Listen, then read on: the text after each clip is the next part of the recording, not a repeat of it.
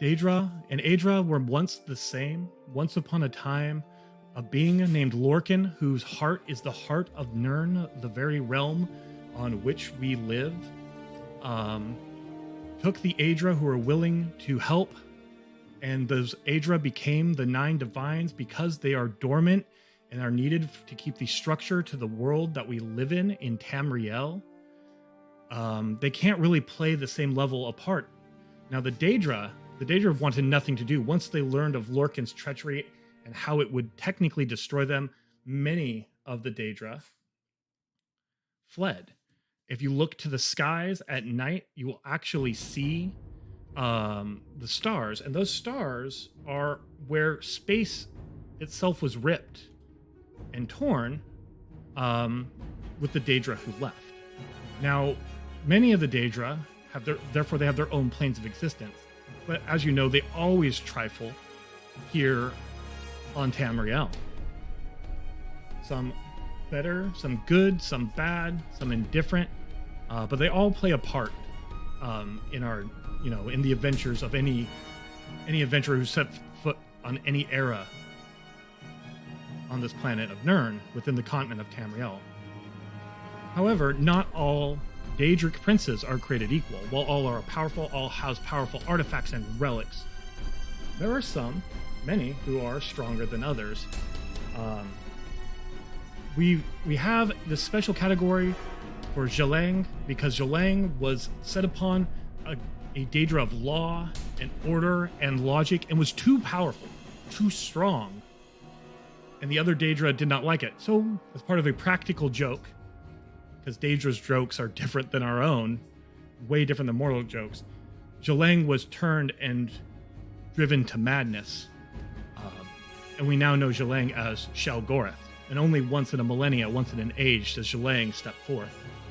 And some even say when he comes forth, a new person assumes the mantle of Shea Gorath. So, that one will go unranked because there's no real true way to know of Zhelang's power. However, the first Daedra that we find ourselves with is Azura. Azura, and mind you, when it comes to the Daedra, they're all princes, but when it comes to prince, these are immortal beings. These are beings of the utmost power. These are not gendered terms. But the prince who maintains and draws powers from the balance of night and day, of light and dark, is Azura. Azura is usually considered kind of one of the good guys, I guess. If a Daedra can be good, her hatred of undead is huge, and those who follow this Daedra and take on her quests can find themselves in possession of a soul gem that never breaks of her star. And honestly, Azura night and day is super important, but overall in the power spectrum of things, when it comes to the Daedra, Azura's actually going to get from me a solid B. She's not weak, she's not powerless per se, but Azura was one of the Daedra who was tricked by the tribunal. And her purview over night and day and things like that is strong, and her relics are great, but there are far stronger. So I think a solid B for Azura. So what that brings us to next, in my opinion, is Boethiah. So Boethiah is a Daedric prince. Sorry, making sure the music was still going.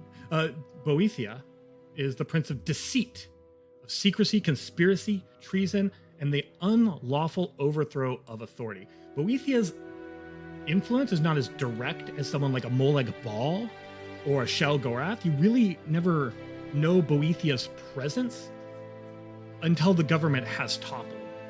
Much like Azura, Boethiah's power was stolen by the tribunal, but Boethiah, because of how much this prince plays behind the scenes in so many crucial events, gonna get a solid A tier. This brings us to Clavicus Vile. This is the prince of deceit, secrecy, conspiracy, treason, and unlawful overthrow. Oh no, that was Boethiah. Sorry. Prince of deals and pacts, bargains, serenity through wish fulfillment. Clavicus will promise you the world, will promise you everything, if you just acquiesce, and once a deal is struck with Clavicus, that deal is struck forever. Now, Clavicus on his own would be a threat and power to reckon with, but as many scholars know, Clavicus does not come without his trusty dog, Barbas, who also is, in part of the same Daedric Prince, and Barbas brings a level of decency and honor. So there's more honor to Clavicus with those pacts and deals than we would normally see. However, Clavicus's influence is great, much like Azura has not played a huge part in major dealings on Tamriel to the same level, which is why Clavicus, my favorite, finds himself at a B tier. So that brings us next to the Lovecraftian horror himself. This is the Daedra that oversees knowledge and memory and seeks to possess all that is knowledgeable. This is Hamas Mora. And while Hamas Mora is not often seen, his tendrils and eyes wrap everywhere, see all, and craves knowledge. It is because of him that many get trapped who seek knowledge and are indebted. They crave knowledge to the point of madness. Hamas Mora's writings can drive someone mad who craves knowledge. And that constant seeking and hoarding of knowledge, while not directly doing plots, has driven so many events that we have to put Hamas Mora at an A tier, 100%. Just his knowledge, if he interfered more with the mortal plane, would be an S tier. But just the level of knowledge and power, Hamas Mora's got to be an A tier, right? This brings us to Hircine. This is Hunt, the great game, the chase. Hircine is a super powerful Daedric Prince. Hircine oversees a lot of the werewolves and things like that, and drives hunts across Skyrim that drive people to cower and terror, has some of the most powerful artifacts for those who would hunt. And truly, if you got into a fight with a Daedra or another Daedra got into a fight, you'd be hard-pressed to defeat Hircine. Hircine's got to come in at an S tier. This brings us to Malacath, however, the prince whose sphere is the patronage and spurned of the ostracized. Malacath is amazing.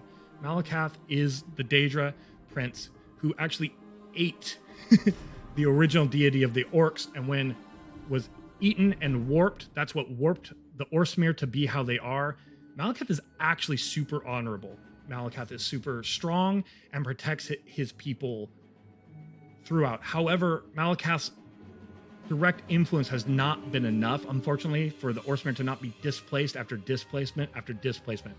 As much as his sphere is great and his artifacts are powerful, Malacath has to come in at a C tier just because if he had more power and influence, the Orsimere would not suffer as much as they do. This brings us to Mehrunes Dagon. Mehrunes Dagon. Destruction, upheaval, energy, ambitions. You who have braved Oblivion, those of us who will brave Oblivion in the next expansion, know Mehrunes Dagon, if it not for all of Tamriel coming together, nearly won. In a way, Molag Bal could only pray and hope to have overcome. Mehrunes Dagon nearly succeeded, if not by a hair's breadth, and it took actual Akatosh interfering when Akatosh never interferes. Mehrunes Dagon has come the closest to destroying the material realm as anyone, and has to be put in there at an S tier. Like, if I ranked the S tier, if I ranked the tiers, I'd have to kind of do one of these with it. He's high S tier. So, Mephala is the unknown manipulator, sower of discord. In Tamriel, within ESO, we have seen her plots through Somerset and how much disruption she has caused. And that's been like a huge thing. I know Mephala has had her power sapped, was one of the ones, the triumvirate sap, but unlike Azura, we have to put Mephala at a solid A. Not quite as far up as Hamas, because Hamas is more powerful, but Mephala has had more impact on Tamriel. So she's got to get a solid A from me. That brings us to Meridia. Meridia is another one of the good Daedra, because Daedras are not bound by concepts such as good and evil. She is the energies of all living things, the enemy of the undead, and all who disrupt the flow of life. If not for Meridia, undead, vampire scourges, and the like would prey so much more on Tamriel. Her artifact is one of the most powerful when she bestows it upon somebody in any age, the Dawnseeker. For the strength of the Dawnseeker and the impact alone it's had, I would normally say as a Daedric Prince, she's a B tier. But when you pump in that artifact, she becomes a low A tier for sure. I know y'all might disagree with this. Molag Bal is the cackling Megatron. He's the 80s cartoon villain, twiddling his thumbs, ha ha ha ha. What Mahoon's Dagon has done, Molag Bal has only hoped to. And yeah, he did the Soul Shriven and he ripped asunder the plane, but he never ever came close to winning, not even once. He just cackles. He tells his plot. When people get his artifact, which is pretty strong, they do so from something simple like, trick him into a pit and hit him with a mace. The Molag Bal is the Megatron, the Cobra Commander, the 80s cackling villain, low C tier. I put Malacath above Molag Bal. Someone you don't hear a lot of is Mira. Mira is the prince of ancient darkness, and all things considered repulsive. You have to eat the flesh of the dead often and gain power with the artifact that Mira bestows. And Mira has done a lot behind the scenes, but again, not as much. Like when you're talking about manipulation and darkness, Mephala way outclasses. And for that, I think Mira has to be at the top of C. Maybe we'll put Mira at we'll put it at the top of C because even the artifact she bestows is not super powerful. And when we're talking about princes of night and darkness, Nocturnal is the true prince of darkness, the true patron of things secretive. And much like Mephala, Nocturnal might not have directly almost destroyed the world or ripped asunder or tried to overtake it and thrust it into oblivion, but so many nations and empires and things have changed simply because of the secrets Nocturnal. And because of that, much like Meridia is the light, Nocturnal is the darkness, has to be in that same kind of A tier. Quick C tier, we got Periite. Periite is the Taskmaster, Pestilence, and disease is a horrible thing, but honestly, Periite spreading disease has never really had a huge impact. So while, they do what they can, much like Molag Bal and Malacath and Mira, really their impact has been so low, it's hard to put them above a C rank. Sanguine has so much power. Hedonism, debauchery, could do so much more than he does, but instead, those of you who have played Skyrim know, would rather have a drinking game, uproot temples of Dabala, and things like that. His artifact is actually quite powerful, but impact has been low, so kind of like Azura and Clavicus, we have to put him at B tier. But if he got serious, he could shoot to that A S tier easily, but really he's more in the B tier for impact. Fast, top of the S tier, Shea Gorath. Shea Gorath used to be Jegalog. Took all the other Daedra, casting him to madness, and it still didn't weaken him. When all the other Daedra were like, I cannot believe these mortals, these tribunal, have stolen the power of Azura and Mephala and Boethiah, and they couldn't figure out what to do, Shea Gorath took a meteor and he thrust it, and he threw it at Vivek.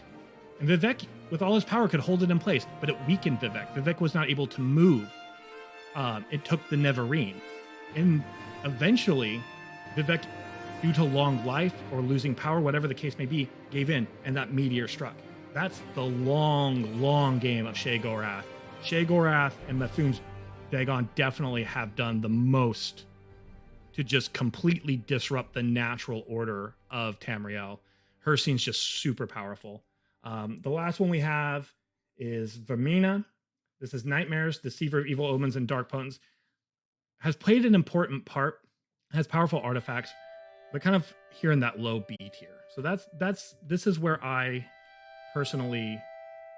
this is my personal stack rank.